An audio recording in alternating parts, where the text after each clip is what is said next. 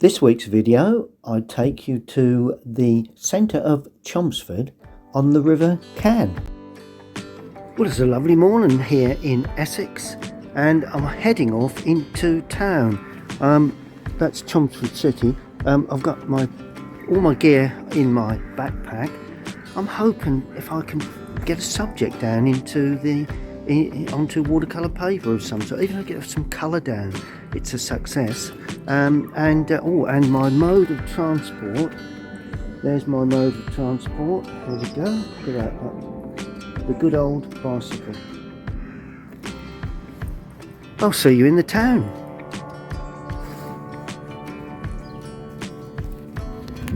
Well, here I am in the centre of Chelmsford City. My bike is all tied up and ready for, to save anybody pinching it basically. Now I'm down by the river and I'm just going to see if I can find a decent subject. I like the sun coming across the river, so maybe we can do something with that.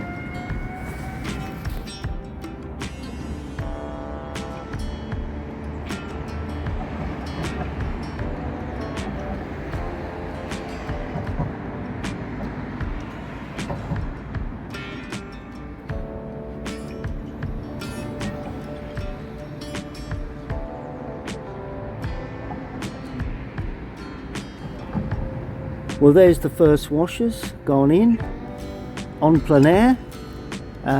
There is the subject in hand.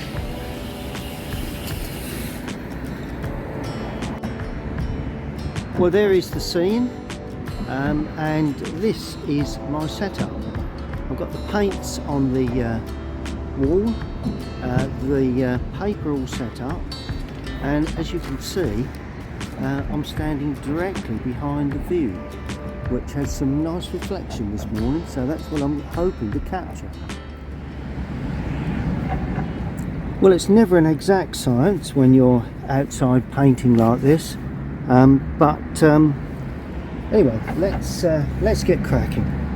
Got my normal palette there. Wetted the brush. Now, what I need to do first on this one really is to get the sky in, I think, as far as the bridge, and then we'll take it from there. So all I've got to do, pick up a blue for the sky. I'm going to use cobalt blue for this. I'm going straight into dry paper, but obviously with a very, very wet wash of colour. There is some clouds, so I may put the odd cloud in. Let's hold that still so that you don't feel seasick while I'm painting. There we go. There's a nice bit of cloud there, and we come down as far as the lower area. Just put a little bit of red in that. Just feel that needs a bit of warmth. I'm going to use those two colours, the red and the cobalt blue. So that's alizarin and cobalt, to paint in the undersides of those clouds, like that, like that. So they're soft edged at the top, hard edged at the bottom.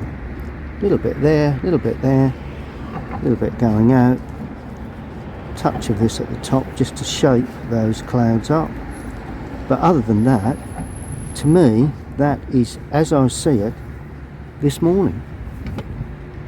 Well, next goes in the actual riverbank itself.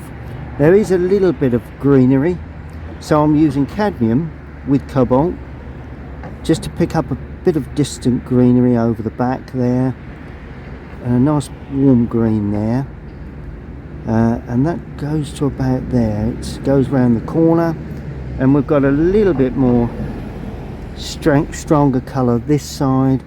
We've got the trees going in along the bank there, like that. And of course we've got the bridge coming across there, so a bit of burnt sienna required just along the edge, just to show the riverbank. It's always important to show where the bank meets the water. And also there's a tree there. Let's use a little bit of Prussian, or Windsor blue, sorry, Windsor blue red shade with a touch of the raw siennas. There we are, touch of the raw siennas. So we're putting in that tree there, which is more or less where the bridge will come. Notice I'm not worrying about the bridge at this moment, and I'm putting in some darker touches along the bank there.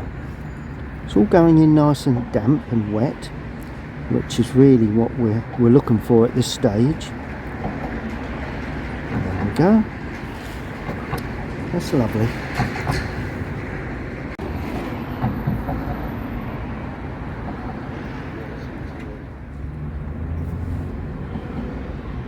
Now, still using that brush with those same three colours, but a bit more burnt sienna gone in there now, because I want to pick up these distant trees just before that sky dries completely. But remember, it's winter, you know, so we've got to try and pick up that wintry feel, and that's almost dry, but there is quite a spiky tree there, and that runs across the side of the bridge like that. All the other details will be put in later, and now I'm going to add a little bit of raw sienna to that now, because I want to show the openness. We're onto dry paper there, so we've got that lovely shine that I can see from the top of that tree there. Shrubs and trees along the bank, and this one also, and I'm putting in the outer branches first, which is something that not always I actually do, but just because it seems to sit quite nicely in the way that tree stands. And to make it darker, I'm adding burnt sienna with the cobalt blue to get a nice dark feel to that lower part of those trees, which I can actually see.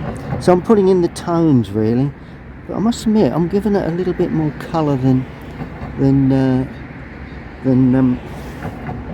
it is there. Some along the bank here too, a little bit dull. That's it, and that blends with the bank, so that works out quite nicely. Now I'm adding more blue, and I'm adding a little bit of Windsor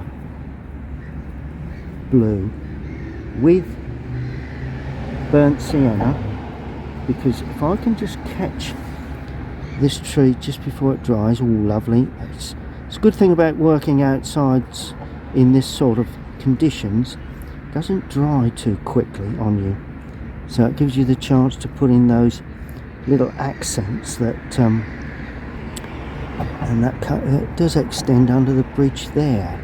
There's also some lovely little accents along the base and under the bridge, and also here as well. The bridge will come in there. I've got some distant work to put in, but there we go. Look at that, using the point of the brush to indicate certain areas along the bank here.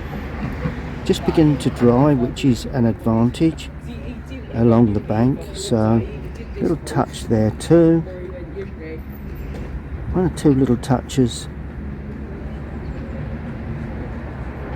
It's like a fence there as well, I believe, but that's okay. A bit more burnt sienna now coming into the foreground, just to pull that foreground forward, and just drag the brush across the paper, try and get some depth of colour there, some texture. There we go, that's looking good.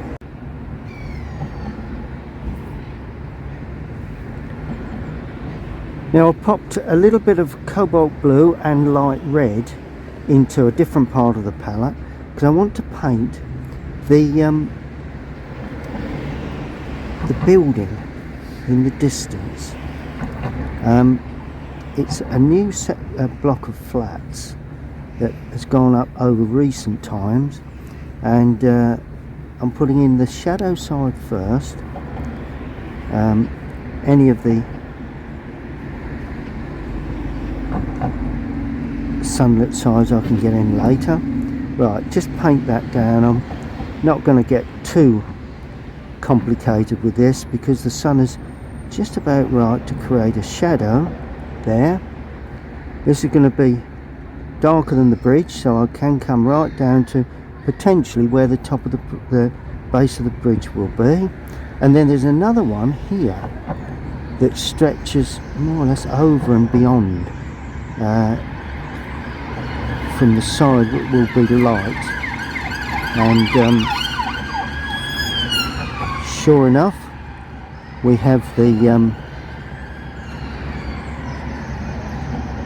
oh, there's another section there. Sure enough we have the necessary fire or services just going through. Now the sunlit side, just purely light red, considerably weaker if I can get that, and that's probably not strong enough. Just wants to be, there we go, and that can all be highlighted shortly, and there's another area of lighter stuff there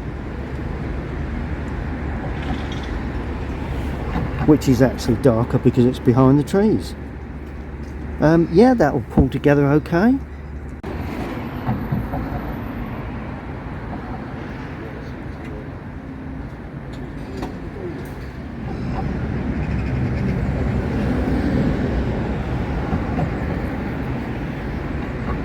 Now I can't wait to get the bridge in, so I'm going to put that in now. And do you know what I'm going to use for that? Windsor blue and alizarin crimson,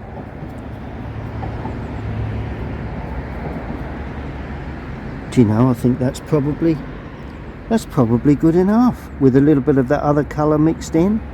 There we go. So where do we need that? Right, now that building sits there. This needs to stand in clear relief. As I say, I've done no drawing, so it's always an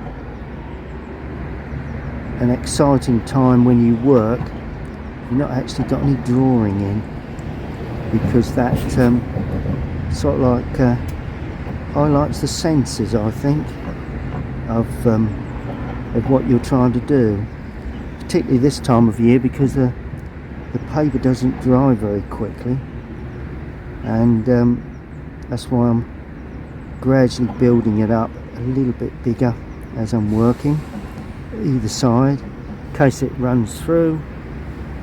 Yeah, I could go up a tad, I think. It might have a little bit of a so I'll go up and a down on there, so there you go. And it stands on pillars. Well, there's one there that stand in the water, goes right through to the back there. That's okay. I'm leaving a little bit of light on these two pillars because I want them to reflect a little bit of the reflection of the water. Now they must stand in the water at the same level, so it could mean that's got to be a little further down like that. There we go. A little bit more that side, and there you go.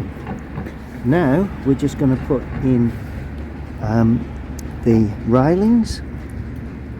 Just tease those in. They don't want to be too dark, and they don't want to be too clearly defined, because if they are, you lose the sense of depth.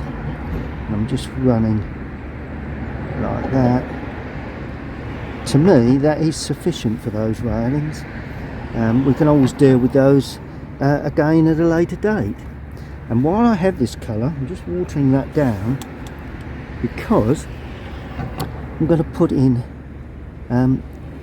some touches of windows just before that dries, because I think that gives it that lovely blurred effect, which will be quite useful to determine the blurred distance that we have in the background there. That's quite dark, and these windows I'm going to leave light, which is the reverse really to the windows at the other side. And then we'll put the darker ones in here. There we go. That's coming up quite well. Windows there, and oh, there's balcony areas here too, which is always something that needs to be put in. It's going just behind there, just spread that behind there. That'll all gradually blend. Brilliant. So that's the background. Let me just go in now with some slightly darker stuff, because I want, while I'm here, I want to show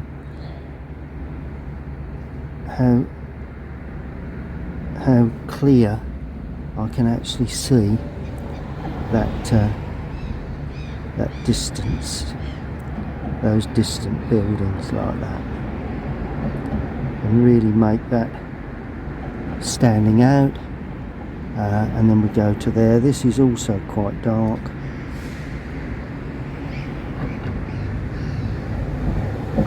That section there, just darken those up just a touch, and I'm going to drag that dark colour down, fiddling a bit really, and there are sections there that need to be suggested. Windows, can always suggest those a little darker later. There we go, look at that. I think that's sufficient, in my opinion, for that distant building. I don't think I want to do too much more than that. Well, the moorhens are chasing each other, so all's good with the world really. Gulls are flying in the sky, and I'm really enjoying myself here in the Chelmsford City Centre. Now I'm going to paint in the water area, and want to get this in pretty much one hit. So the real key to this is to I'm going to start at the bottom on this. We do have a bit of the sky colour, which is the blue, which must go in if you're morning. Yeah, we're coming along. Watercolours, yeah. Yeah, I'm getting it. That's really nice. Yeah, well done. Thank you. A bit more blue in the foreground there, just to indicate that. And of course now we want that greeny sort of blue. So I'm adding raw sienna.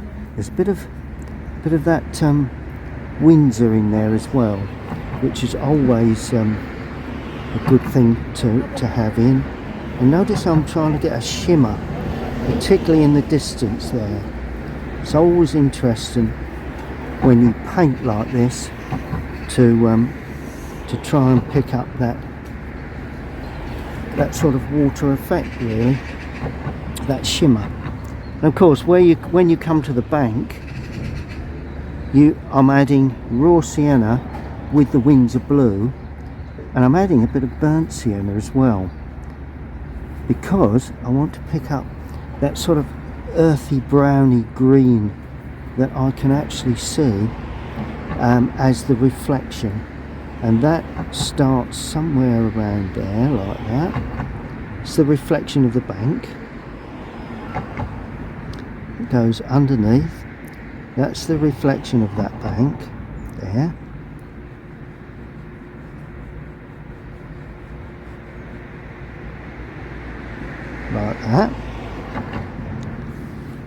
I'm adding a little more burnt sienna in it because I want the reflection of the bridge, and the bridge reflects like that, and notice the original wash is still a little damp, so that's giving me that blurred effect that I'm really looking for,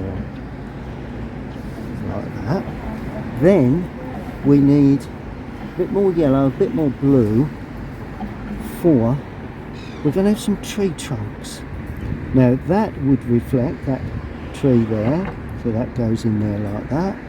We've got reflection from that, but a lot of those trees stand at the back, so we're going to have a reflection of a trunk there of some sort. We're going to have the reflection of a trunk there, so I'm putting the trunks reflections in before I actually put in the trees themselves. So that's a bit of a novelty really. Oh, and there's another one there, so we'll just indicate that like that. Then I'm putting burnt sienna and raw sienna in a fairly dark sort of mix really, because what I'm trying to do is to pick up that shimmer on the water that you get with the reflection of those trees in the background, and that to me will make, or as I quite often say, break this picture, because water reflections is what I'm looking to paint really, and water reflections is what I'm achieving. This is what I come for this morning. There we go, we'll let that dry. Right, while that is drying, I'm going to go in with some darker stuff now. So, I'm putting in really the tree trunks that are standing on the bank, like that. There's one there with some smaller, one just goes up there like that. I've changed to the smaller rigger for this, because it did call out for that, and this is what I'm reflecting, so I've got to be aware of the actual where the trees sit in relation to the reflection really. Let's just put in the trunks first. It's quite a big affair, this one. It's quite a large willow. I think they're all willows along here, but that's got quite a bit of meat attached to it in the trunk area, and we do have quite a large branch coming out the bottom there, so and there is another one there, a little bit smaller, taking us out of picture. This side we have, it's got ivy running up this one, so that may go in later. We'll see how we get fixed for that. Anyway, let's just get this one in first. Yep, we've got some smaller branches to go in there, and of course we've got some lovely dark stuff there. Smaller branches coming up from that. Trying to get in the darker touches now. Got the light coming from the right this morning, slightly behind, oh yeah, got that dark area there, and that's behind the railings. Of course that then extends under the bridge. There is a little bit more along there. Just lose that a little bit because I don't want that to be too prominent. Believe it or not, we do have another small, couple of little trees there with their associated shadows that are always useful, and I'm dragging the bottoms of those across the paper to try and get the feeling of a bit darker. Trying to get the feeling of softness there, and there are one or two little bits and bobs running along there, up the bank and under the bridge. Some touches. Look at that. And the finger can also always be a useful tool to use when you're trying to, you know, blend these colours and give them a bit of strength, or blend them onto the paper, basically. Good. Now I'm going to take a lot of moisture off of this brush and put an awful lot of raw sienna into the brush, because this is the colour that I want to use for the main trees. So I put in my light wash. Now I'm going in with the darker, particularly on the left hand side, because obviously the sun is coming from the left. I can put in these are the twig shapes of the branches. They're not the actual large branches, they are the twig areas that you can't spend a lot of time trying to paint them all in, otherwise you end up having to use a lot of time painting in all the detail on everything else. So that's really, to me, when you're looking at painting these things, it's not really an option. But there you go, look at that. That's good, I'm happy with that. Oh, and running out of picture, a bit more burnt sienna here, because I just want to darken that up, just holding that left hand side in. And while I've got more burnt sienna, I want to highlight one or two areas on this bank here. It's vital that we bring some colour into this. So what I'm doing more these days, I'm bringing more colour into my work, and I think that hopefully, if you'll agree, it does help to enhance the picture overall, you know, which is what I'm looking to do every time I paint, trying to change things a little, trying to give everything just that little more interest. Well, I've produced this scene up to that sort of point, and it's probably time that I mean, I could finish, but I just fancy a coffee, so I'm going to nip back to the studio and finish off the painting. So really this has all been about sketching and first washes, finishing off in the studio.